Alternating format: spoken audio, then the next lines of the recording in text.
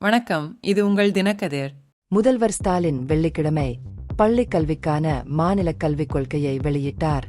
முற்போக்கான கொள்கைகளையும் எதிர்கால நோக்கங்களையும் கலப்பதன் மூலம் அது தமிழ்நாட்டின் தனித்துவமான அடையாளத்தை பிரதிபலிக்கும் என்று அவர் வலியுறுத்தினார். இருமொழிக் கொள்கைக்கான மாநிலத்தின் உறுதிப்பாட்டை அவர் மீண்டும் உறுதிப்படுத்தினார்.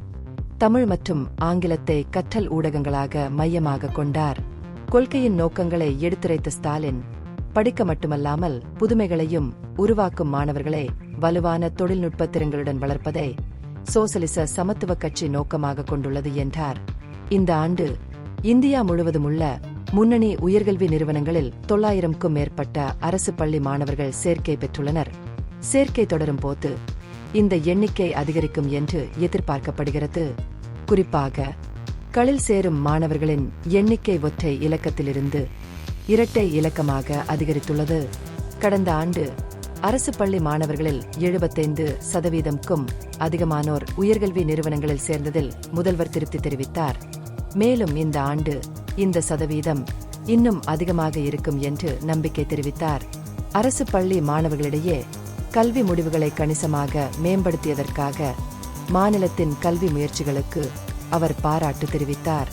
துணை முதல்வர் உதயநிதி ஸ்டாலின் திராவிட இயக்கத்தின் மரபுடன் சோசலிச சமத்துவ கட்சியை இணைத்தார்.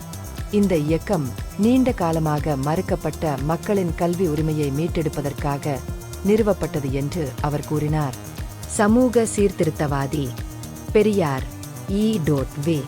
ராமசாமி குலக்கல்வி திட்டத்தை கடுமையாக எதிர்த்ததையும் இறுதியில் அது திரும்பப் பெற வழிவகுத்ததையும் நினைவு கூர்ந்த அவர், தேசிய கல்விக் கொள்கையை உறுதியாக எதிர்ப்பதன் மூலம் முதல்வர் அந்த அடிச்சுவடுகளை பின்பற்றுகிறார் என்பதையும் குறிப்பிட்டார்.